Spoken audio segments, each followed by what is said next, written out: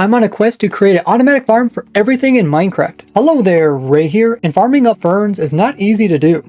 Unlike most vegetation which can spawn up when you just bone meal the ground, when it comes to ferns, notice they don't actually appear even in taiga biomes when you do this. But you can find ferns naturally inside of jungles, taigas, snowy taigas, as well as old growth taiga. So you can use a shears on the naturally generated ferns in order to get them as an item. You could also find the large ferns here in the taiga, but when you use shears on them, they're not going to drop the tall fern item, but instead you'll get just 2 normal ferns. But you can have a 18% chance of actually finding the large fern item inside of a taiga village. This is the only way you can actually obtain it as an item in survival. You can also find the normal ferns here. But it's definitely not worth getting one of these ferns and placing it down, as you can actually get this exact same thing just by placing down a small fern and then just bone milling it, turning it into a large one. So this is how we're going to farm them up. We're first going to place down the little fern, then we're going to bone mill it to a big one, then we're going to break it down, turning 1 into 2. Ferns can be used as a vegetational decoration, and with bone meal you can get the big ones. You could also have a flower pot and place them in it.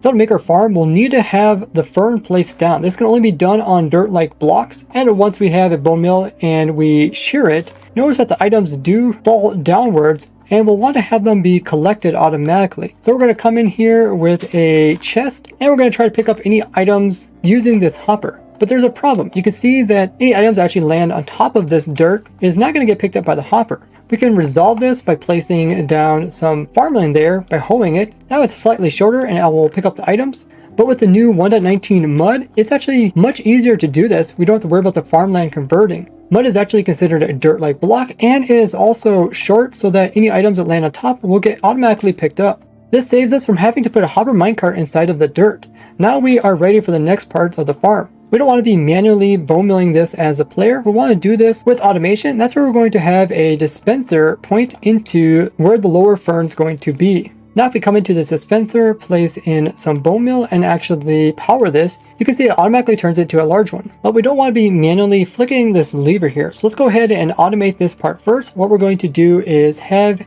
an observer clock here. So one observer that is pointing upwards into this dispenser here. Then we're going to come in and place another observer pointing downwards. This is going to create a clock that's constantly bone milling the fern in front, but it's not wasting bone meal. Now we can have an on and off switch for this clock. We just do that by having a piston like so, that's sticky, and a lever right here. Click that off, you can turn off the contraption. So as a player, we'll have to still break this down using shears, as if we break it just with pistons, we won't get the items. But we run into an issue. That is when we break down the large fern, not only does it break the top piece, but it also automatically breaks the lower one. So now we need to find a way to place in the small fern every time we harvest it. So since we can't automatically plant ferns, and we can't automatically break them and get the items, these 2 actions have to be done by the player. Luckily in Java Edition, we have the offhand that works for any item, so we can put the ferns over there. Now when we right click, it's going to place the fern and the machine's automatically going to bone mill it up. And if you hold the shears in our right hand, we can also use the left click to break down those ferns into items. So we can switch between both of these and we can farm up ferns. But this is still not AFK because you have to be manually pushing these 2 buttons on your mouse.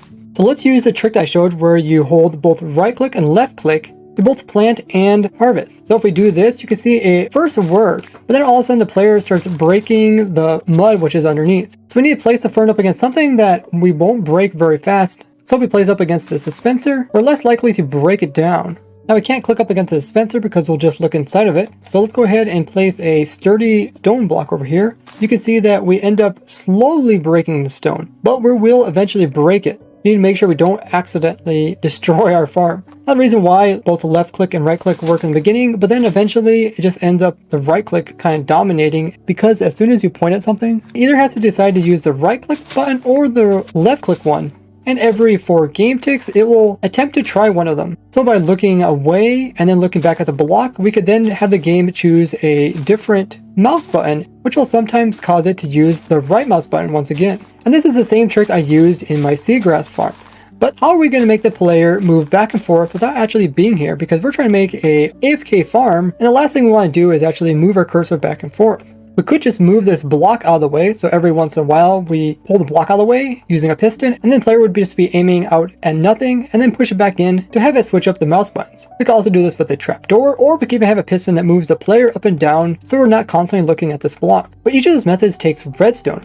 Let's see if we can actually do this without using it by moving the player with bubble columns. So if we just place down a soul sand block down here, and if we make a little teeny water source right beside it, we can come in and have bubble columns. So when the player stands inside them, he'll be bouncing up and down, all without having to use any redstone. So now if we hold right click and left click, you can see that we can have the system automatically reset so we can continue farming. Don't forget to give me credit if you use any of my farms, as that is the only way I get recognition. You guys might notice that there is still a hiccup going on. Sometimes we're just planting the fern without giving it time to actually grow to a large one. This is because I'm constantly actually aiming at this lower block here. As soon as I plant it in, I could accidentally break it before it grows into a big one. Now this is where we have to use the hitbox sizes. Notice that when we plant in a little fern, the hitbox is smaller than the actual lower block down below. But when we come in and it gets bone meal, all of a sudden it becomes wider. Now it's the exact same width as the block below. So if we came in here and aimed right here, we planted in a fern, notice that if we would try to break it, we're not actually breaking the fern because the hitbox is over here. But once it grows up, now we're inside the hitbox. If we go ahead and break it, we would automatically harvest it without having to worry about prematurely harvesting the little one. So if we hop back here in our bubble columns, we are kind of moving all over the place. Sometimes we're aiming at the little one, sometimes we're aiming at the block, and sometimes we're aiming at the air beyond. So what we need to do is we need to make it so the player is not moving so much. So we're gonna come in and place a block just over top like this. So now if we stand between the water and the glass block, our head will bounce off of it, and we won't move so sporadically. Now you can see we're easily able to aim just at the stone and the air beyond it. And since we're using the mud block, which is actually smaller than a normal block, if we do F3 and B, we can see that the player is still touching the water, which wouldn't work if we were standing on a full block like this glass over here. Now if we go ahead and turn it on, we can see that we're able to place and harvest very easily. But now we run into another difficulty. That is, items are falling all about this place. So let's come in and place in some blocks so that the items don't fly out. On this side where we have the water, we can't just completely block it off, otherwise the player won't be able to actually bob in it. But we can come in with something that is slightly smaller so that the player has a little bit of themselves touching the water and they'll actually bob in it. We also can't just place a block on this side, otherwise we won't have that air which we need to reset the player's clicking. So instead we'll try to block the majority of this up just by putting a chest in there. We can still aim right through this little hole right over here. Let's also place another chest on top of this one, and that way we pretty much block off any area for the items to fly about, and they should all end up on top of this mud, which will get picked up and placed into the chest over there. But now we have something else to deal with. That is, how do we actually get inside the farm? So on this side we can actually come in and place in a slab there and remove those two blocks. Then stand with our back towards where we want the door to be placed, and if we click, the door is going to be placed just so it will block it just like that. Now the next hurdle we have to overcome is this dispenser can only hold so much bone meal. So if we want to automatically refill, we need to place in some hoppers. So if you want to, you can place a hopper on this side as well as on this side. And then you can use these chests over here to actually be part of the system, which is going to fill it up with bone meal. And this is where you can place in the bone meal that comes from any of your different farms. If you want to see all the different types of farms that can produce tons of this, check out this playlist here. I would recommend using my moss block farm. And then we could finish up by placing the lever just over here to turn the farm on and off. We're almost there, so make sure to leave a like and hit the subscribe button. Now let's go ahead and give it a go. We just stand in this corner over here and we aim kind of at the top of this stone over here. And we hold right click and left click. And we can slightly move our cursor around to get ideal location, which is having it so the player is mostly aiming at the stone and then just barely aiming above the stone. But you can see we got some trouble here. That is actually the player shears will eventually break. Now a normal set of shears will have 238 durability. So for every fern that you break, you're going to lose 1 durability. You could add unbreaking onto this, which will make it last 4 times as long, as well as mending enchantment, which you could use to repair it. But it could be a bit risky because if you AFK a bit too long, you could still end up breaking your shears. Alternatively, you can just use some iron to make several pairs of shears and switch between them when needed.